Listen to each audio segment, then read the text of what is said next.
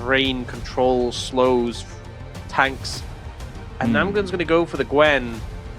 We saw this work earlier today, and it can definitely scale well up into the matchup. I don't think it should go as well as we saw it do earlier with Dudu into Rich. I think Rich was misplaying the matchup a good amount. But we have seen Xin Zhao Gwen be pretty effective with the circles composition. It also is a valid flanker, and I think that's something that's important here with the Gwen, is having something that can attack the flank, because if you just run head first into this T1 composition, I think you lose every time.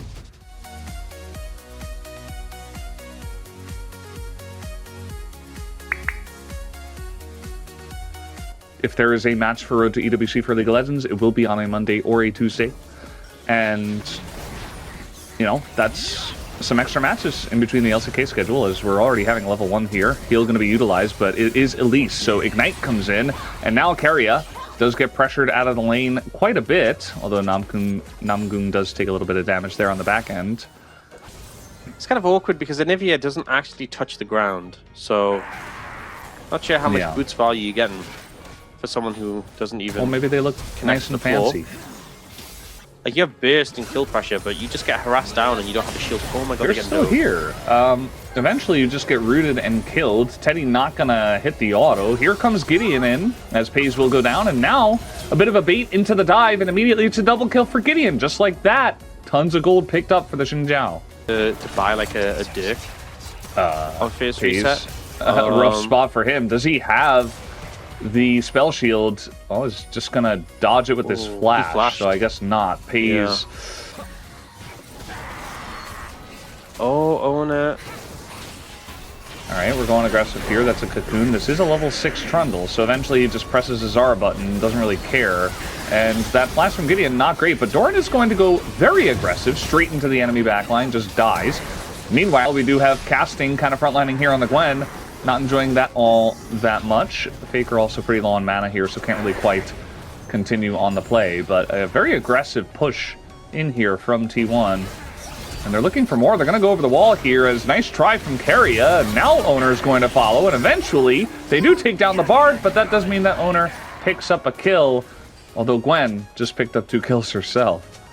We'll have to catch up in some of that CS department, as now Gideon going to start up this Void Grub. He is Gideon Grubs, but at the same time, we do have a fight down there on the bottom side. Gideon going to get subjugated and pushes both of them back. Here comes casting. They both flash in, and that'll be the end of Gideon and his grubs. As now casting throws a bunch of needles, and at the end of the day, just not able to do much. Now, Keria could stop this. He's trying to clear the wave, and he will be successful at doing that. And he'll just wait until later, as Teddy dodges the Tempered Fate, which buys him a little bit of extra time with this flash. Tanking it up is Keria, who is going to go down, and he has to take the kill as well. Basically perfectly played by Teddy. 好吧，但这把是完全没有这个画面的。蹲一个，蹲到了 Faker， 绑一套，接着咬炸泰贝尔，但是 Faker 身上是还有闪现，而且还有弹的。后方 Keria 不断的用守望神龛帮助 Faker 回血，是把人给保住了，甚至是下面的南宫被对方的深度霸体吸死，凝滞命运还多打了一个 Roam 的闪。 And I need to say something to you, Brendan, in a second. I might have to hold that thought, as Namgung is being pressured for sure. Owner was hanging around. He's going to be hiding on bush. Where is he? He's on the left. Now he's on the right. And he's going to close the curtains and say, I've had enough of this. And now baiting him in. Oh, that binding. Excellent stuff from Keria. Just able to get it through the minions, essentially. As now one more E will get the job done here from Faker. As a lot of help from Keria to set up the GOAT. Well, I didn't like laning into Sion, but I definitely don't like laning into Anivia and Bard either. And now Namgung is like, well, I'm probably safe. I'm Elise, right?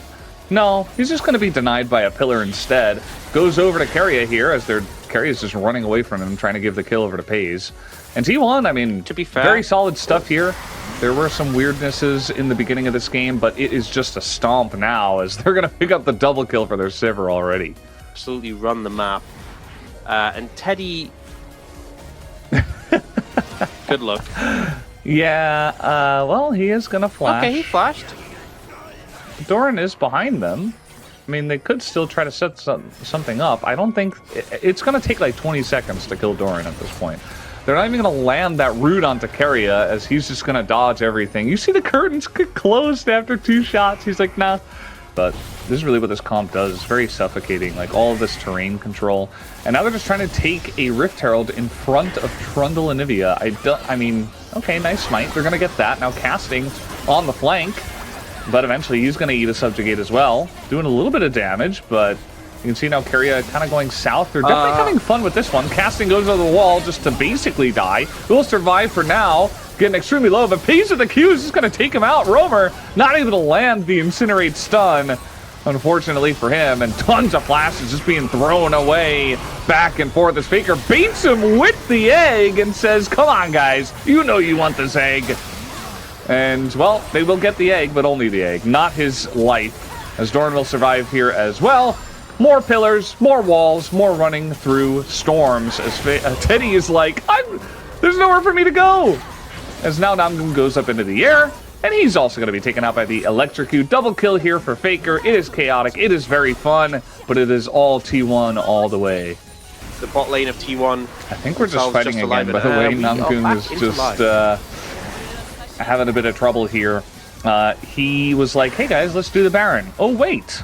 结果来看不是很好。Roamer 走到下路线 ，Faker 是没有 TP 的，冰墙稍微卡了一下 Roamer 的位置，正面的 Casting 吃了个冰川风暴，但他有生物之旅，后面 Keria 来救，金的是后面想要打伤害的 Roamer， 但一个奇幻旅程 ，Faker 好像被拯救了。这样子还要再包，但是包过来的 Owner 跟Peyz也可以稍微挡一下。Keria 还在打，这是护主吗？护到底，但是 OK 杀进来了，宇宙之源还晕住 ，Faker 还活着。瓦解毒液从后方冲进来，那看起来是 Roamer 似乎有机会连着 Keria 带着 Faker 一起收下。Keria 还有一滴宇宙之源稍微缓速了一下 ，Roamer 还想要追吗 ？Roamer 没有闪现，这里是利用了龙源护盾的加速躲掉来自多兰的猛烈狂击，但是自己的位置有点深陷敌营，先被巨幅魂灭给缓速，再被这根冰柱给卡了回去。人头被 Owner 咬了下来。哇，要杀一个冰鸟，要经过巴德这一关。